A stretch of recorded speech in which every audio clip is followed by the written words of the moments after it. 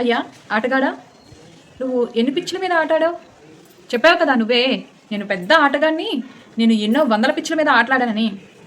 సరే, నీ ఆటలు కాసేపు పక్కన పెట్టు. అసలు పిచ్ అంటే ఏంటి చెప్పు. పిచ్ అంటే ఏంటి? ఈరోజు శివాజీ గారు సామాన్లు అన్నదానికి ఎంతమంది అంటే సమాజం, సొసైటీ మొత్తం ఆడవాళ్ళు, నేను మగవాళ్ళ గురించి మాట్లాడట్లేదు, ఆడవాళ్ళ సపోర్ట్ ఆయనకుంటే కొంతమంది బరి తెగించిన ఆడవాళ్ళ సపోర్ట్ లేదు. అది పక్కన పెట్టండి.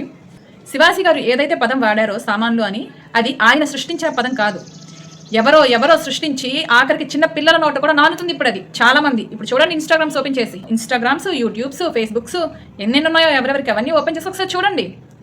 సామాన్లు సామాన్లు సామాన్లు. ఇప్పుడు ఇన్స్టాగ్రామ్లో ఈ గుడ్డలిప్పుకొని తిరిగే బరి తెగించిన బ్యాచ్ ఉంది కదా, ఆడపిల్లల బ్యాచ్, కొంతమంది బ్యాచ్.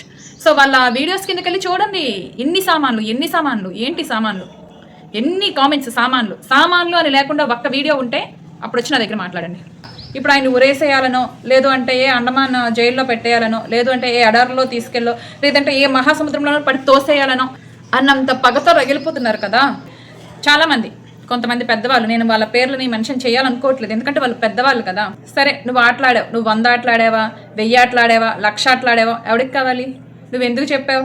నువ్వు ఎన్ని పిచ్చుల మీద ఆటలాడితే ఎవరికి కావాలి? ఆడవాళ్ళు, మగవాళ్ళు, శివాజీ గారిని తప్పుపడుతూ వీడియోస్ చేసిన వాళ్ళకి నేను ఒకటే అడుగుతున్నా, మరి ఈ ఆటగాడు ఆడపిల్లల్లో అమ్మని, అక్కని, చెల్లిని చూడ్డు.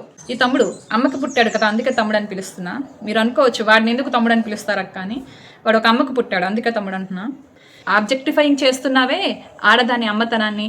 ఏ ప్లేస్ నుంచి అయితే బయటకు వచ్చావో ఆ ప్లేస్ని నువ్వు పిచ్చు, ఆటగాన్ని అని ఎగతాళి చేస్తున్నావో అదే ప్లేస్ నుంచి, అదే మార్గం నుంచి నువ్వు నీ తల్లి నుంచి బయటపడ్డావు. అది గుర్తుంచుకో.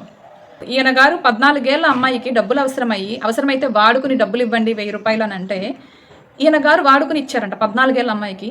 ఇది మరి బయట సర్క్యులేట్ అవుతుంది, ఇది నిజమో కాదో నాకు తెలీదు.